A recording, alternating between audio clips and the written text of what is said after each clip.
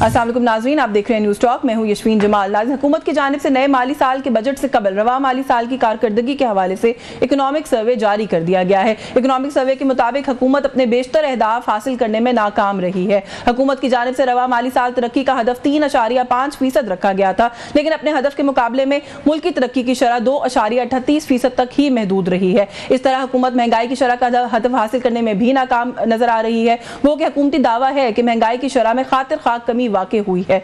रवा माली साल के लिए हुकूमत ने महंगाई का हदफ 21% रखा था, जो कि काफी बुलंद था, लेकिन इसके बावजूद हुकूमत महंगाई के जिन को बोतल में बंद करने में नाकाम रही और महंगाई की शरह 25% पर बरकरार है। सनती तरक्की का किसी भी मुल्क की मईशत की तरक्की में बहुत अहम किरदार होता है। हुकूमत की जानिब से सनती तरक्की का हदफ 4.4% मुकर्रर किया गया था, लेकिन सनती तरक्की की रफ्तार रवा माली साल महज 1.21% तक ही रही, जबकि बड़ी सनतों की तरक्की की रफ्तार मनफी 0.1 रही। रवा माली साल में पाकिस्तानी मईशत के हुजूम में सिर्फ 36.7 अरब डॉलर्स का ही इजाफा देखने में आया। रवा माली साल करंट अकाउंट खसारा 200 मिलियन डॉलर्स रहा, जबकि तिजारती खसारा 17.7 अरब डॉलर्स हो चुका है। आने वाले माशी साल अवाम के लिए कैसा होगा, इस हवाले से आज इस प्रोग्राम में बात करेंगे। जो हमारे फाइनेंस मिनिस्टर हैं औरंगजेब साहब, उनकी जो प्रेस कॉन्फ्रेंस अभी आई इकोनॉमिक सर्वे के साथ, वो इन सारे फिगर्स और स्टैट्स के बावजूद भी बहुत ऑप्टिमिस्टिक नजर आए मुझे आने वाले साल के लिए। तो हम चाहेंगे कि हमारे जो पैनलिस्ट यहाँ पर मौजूद हैं उनसे थोड़ा डिस्कस करें, क्योंकि ये ऑप्टिमिज्म हम भी शेयर करना चाहते हैं, अवाम भी शेयर करना चाहते हैं, और अवाम जानना चाहते हैं कि वो जो बजट के अंदर बहुत सारे कॉम्प्लिकेटेड फैक्ट्स एंड फिगर्स हैं, अवाम का शायद उससे कोई ताल्लुक नहीं होता, उनकी ज़ाती ज़िंदगी पर क्या फ़र्क पड़ेगा। ये जितनी भी प्लानिंग हो रही है, जो भी पॉलिसी मेकिंग हो रही है, उसको लेकर IMF का जो मामला है वो भी एक बहुत बड़ा सवाल है। उसको लेकर भी आज वो तो बड़े पुरुमीद नजर आए कि जी मामला सारे अंडर कंट्रोल हैं, बट साथ ही साथ हुकूमत हमें 2-3 दिन से ये कहती हुई नजर आ रही है कि ये बजट IMF का बजट होगा। तो अगर बजट IMF का है तो फिर अवाम का इसमें क्या है, ये भी जानने की कोशिश करेंगे। हमारे साथ मौजूद है पाकिस्तान तहरीक इंसाफ के सीनियर रहनुमा है मईशत की हम बात करें बहुत गहरी निगाह तैमूर सलीम झगड़ा साहब ने ज्वाइन किया। बहुत शुक्रिया सर आपका, आपके वक्त के लिए। सीनियर इकोनॉमिस्ट हैं, बहुत जो है वो स्टैट्स और सारी चीज़ों के साथ हमेशा अपडेटेड होते हैं। डॉक्टर खाकान नजीब ने ज्वाइन किया, बहुत शुक्रिया सर आपका भी, आपके वक्त के लिए। मेंबर है नेशनल असेंबली के पाकिस्तान पीपल्स पार्टी से, yet another senior economist also doctor Mirza इख्तियार बेग भी मौजूद है, बहुत शुक्रिया सर आपका भी, आपके वक्त के लिए। मैं डॉक्टर इख्तियार बेग साहब, सर आपसे अगर गुफ्तगू का आगाज़ कर लूँ, और वजह यह है कि इस वक्त हुकूमत जो इन प्लेस है उसके यहाँ पर होने की वजह एक बहुत बड़ी रीज़न आपकी जमात है पाकिस्तान पीपल्स पार्टी। सबसे क्रूशल डॉक्यूमेंट जो होता है किसी भी हुकूमत के लिए सर, वो फाइनेंशियल बिल होता है, जो कि कल ये हुकूमत प्रेजेंट करेगी। हर चीज़ में सर आप लोगों ने सपोर्ट किया। बजट से पहले इतनी सारी रिजर्वेशंस, खुर्शीद शाह साहब कह रहे हैं कि हम तो बहुत टफ टाइम देंगे हुकूमत को बजट सेशंस के अंदर।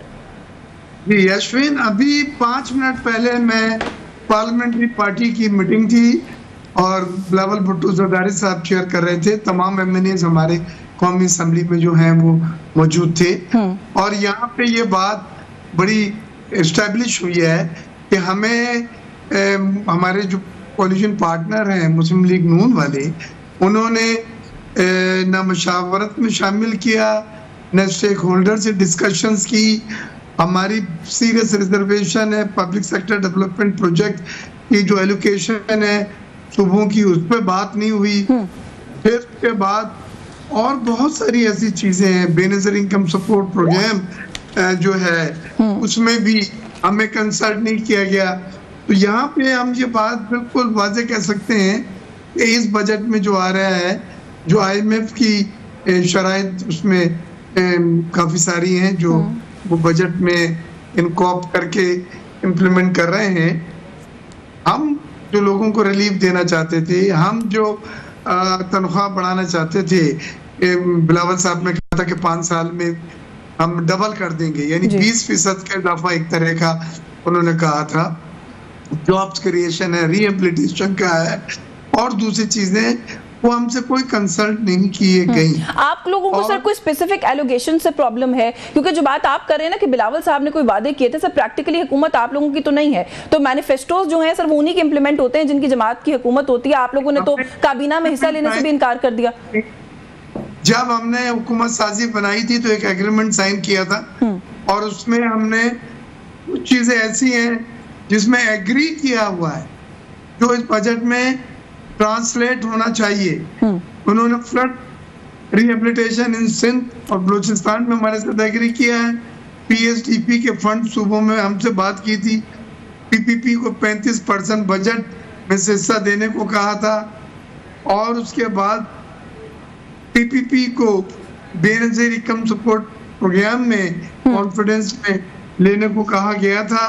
ये तमाम चीजें जो हैं वो उन्होंने हमसे डिस्कस नहीं की। प्लस बिजनेस के जो रिलेटेड इश्यूज हैं, पाटा का है कि उसकी लाइसेंस को रिन्यू करना है कि नहीं करना है, बिजली गैस। चले मैं सर आपकी जाने आती हूँ, मैं तफसील से इश्यूज पर बात करूंगी कि बीआईएसपी को तो लेकर आईएमएफ की भी इस दफा एक शर्त जो है वो सामने आ रही है, उसको कैसे आप देखते हैं उस पर बात करेंगे। झगड़ा से आपको गुफ्तगू में शामिल कर लूँ। सर जो टारगेट्स पिछले साल के थे वैसे हर दफा यही होता है अनफॉर्चुनेटली हमारे मुल्क में कि वो मीट नहीं होते, मगर कुछ इकोनॉमिस्ट की अभी भी ये ख्याल है और राय है कि जितना हमने अचीव किया, जितना ग्रोथ रेट हमने मेंटेन किया, मैनेज किया है, it's not bad in the kind of economy that we have और वी हैड अभी पिछले 6-7 महीने में। But having said all of this, इतने ऑप्टिमिस्टिक और पॉजिटिव थे औरंगजेब साहब के, मैं शेयर करना चाहती हूँ, जैसे मैंने कहा वो पॉजिटिविटी उनके साथ, वो कहते हैं it's a very strong start to a new fiscal year. How? उनके पास ऑप्शन क्या है पॉजिटिविटी के अलावा? अब ये तो नहीं कह सकते ना कि गवर्नमेंट नाजायज है। जो रिफॉर्म करना है वो रिफॉर्म हम कर नहीं सकते। ये कि जितनी भी इन्वेस्टमेंट की कोशिश की, मुझे ये बता दें एक कोई इन्वेस्टर दुनिया में जिसके पैसे पाकिस्तान में हो जो कि एक्चुअली हुकूमत की बात को एंडोर्स कर रहा है कि Pakistan is a favourable place for investment, और हम कह रहे हैं कि अभी हम फॉरेन इन्वेस्टमेंट भी लाएंगे। मैं फॉरेन इन्वेस्टर की बात कर रहा हूं, चलिए फॉरेन नहीं, डोमेस्टिक तो सर रुक नहीं रहा। एक इन्वेस्टर बता दें बड़ा पाकिस्तान में जिसके पैसे यहां पे हो और वो कहे कि नहीं, I think great environment, government बड़ी अच्छी सपोर्ट देती है, पॉलिटिकल स्टेबिलिटी यहाँ पे बहुत ज्यादा है, लॉ एंड ऑर्डर जो है वो ऐसे चल रहा है जैसे हमारी एक्सपेक्टेशन है। एक नाम कोई भी बता दे, आज तो पीएमएलएन का कोई आया नहीं, बट ये नहीं तो अनफॉर्चुनेटली मेरे ख्याल में उनका जो है वो जॉब है। मुझे जो 2-3 चीज़ों की मायूसी हो रही है वो एक ये तो आपने ठीक कहा कि नंबर्स कोई भी तकरीबन नहीं मीट हुए, और ये मैं करेक्शन करूंगा, हमारे वक्त में जब 6% ग्रोथ हुई थी तो अंडर रिपोर्टिंग हुई थी, इन द सेंस हमने अंडर एस्टिमेट की थी एक्चुअल इकोनॉमी में ग्रोथ। पहली बात, इनकी पुरानी आदत है, मुझे लास्ट ईयर के नंबर्स याद हैं जब डार साहब ने एक नेगेटिव इकोनॉमी को 0.5% ग्रोथ दिखाया था, तो उसके बाद तो इन फिगर्स में जब तक ये नंबर्स रिवाइज ना हो और आईएमएफ और वर्ल्ड बैंक के नंबर्स ना आए तो इट्स हार्ड टू से कि इन्होंने क्या कहा है क्या नहीं कहा, पहली बात।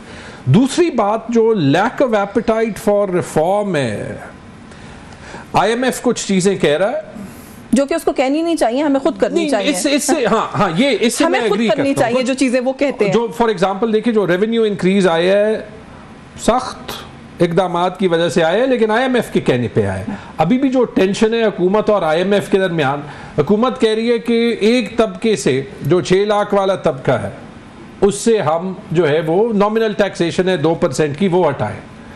आईएमएफ कह रहे हैं फिर आपको दूसरे तबके पे 35% से 45% तक बिल्कुल, यानी आपको 45% टैक्स देना पड़ेगा।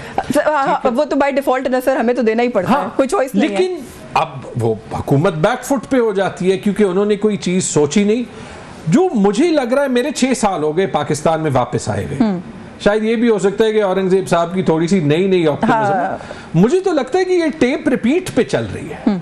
मतलब वो एक मूवी थी मेमेंटो, उसमें वही सीन बार बार प्ले हो रहा था कि ये हम बार बार वही चीजें कह रहे हैं। अभी मैं भी औरंगजेब साहब को सुन रहा था, पीएसडीपी में ऐसे फर्क आएगा, वही चीजें की। नहीं, पर वो टैक्स डाइवर्सिफिकेशन की बात कर रहे हैं, वो कह रहे हैं कि हमने जो टारगेट अचीव करना है वो हम किसी को अच्छा लगे या ना लगे, हर किसी को अब इस मईशत में कंट्रीब्यूट करना पड़ेगा, वो हम करवाएंगे। तो फिर सबूत पता है 2 जगह से होगा।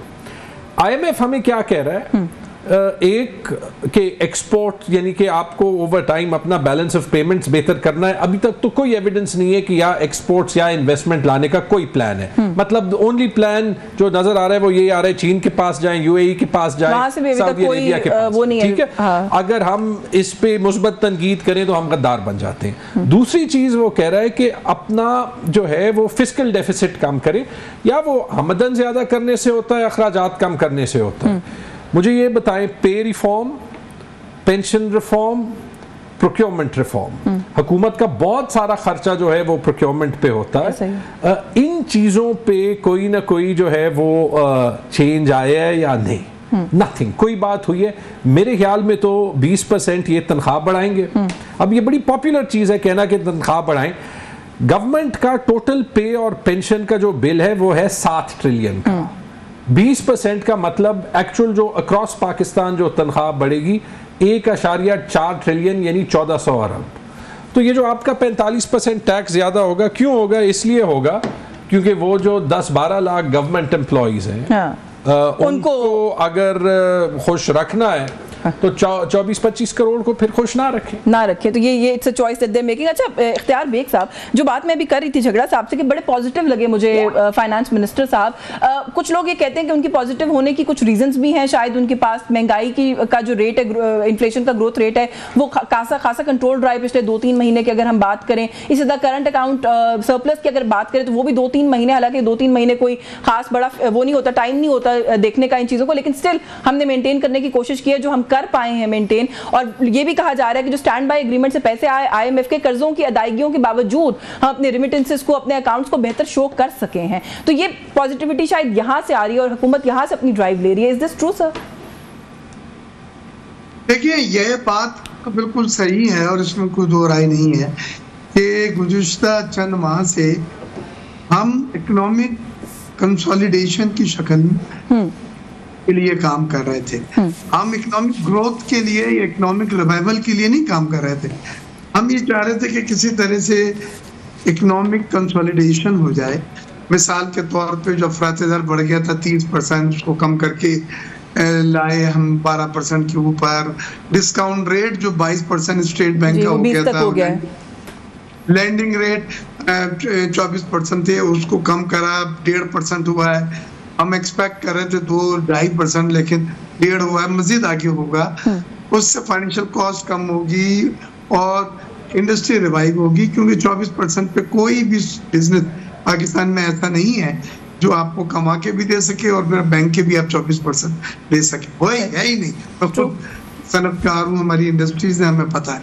तो अभी हमने, क्योंकि अफरात ज़र बहुत बढ़ गया था, उसको कंट्रोल करने के लिए मार्कअप बढ़ाए, हमने तिजारती खसारे पे बड़ा कंट्रोल किया, हमने एलसीज खोलने पे कंट्रोल किया।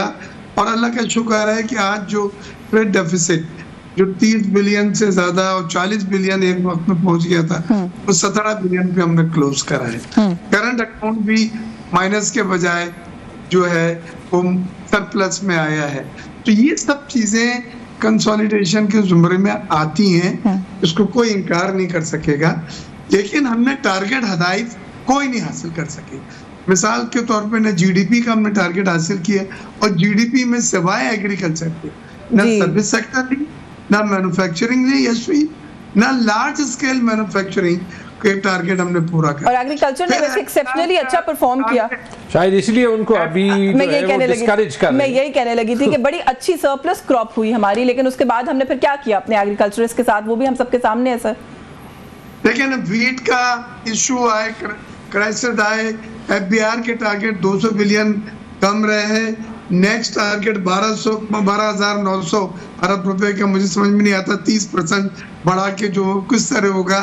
IMF ने बिल्कुल कैटेगोरिकली कहा है कि रियल एस्टेट और रिटेल और एग्रीकल्चर इनके ऊपर टैक्स रेट पे लाना ही लाना है। काश, ये इस पे तो मैं काश ही कह सकती हूँ और कुछ नहीं कह सकती, क्योंकि ये तलवार हमारे सर पे ही गिरती है। आखिर में सर मुझे एक ब्रेक का कहा जा रहा है, इजाजत देंगे? मैं ब्रेक से वापस आके आपसे बात करती हूँ। आपने कहा ना कि 12,900 अरब का जो टारगेट रखा गया है वो कहाँ से अचीव होगा, उसका जवाब मैं आप ही से लूंगी कि कहाँ से अचीव होगा। इस ब्रेक के बाद हमारे साथ रहे।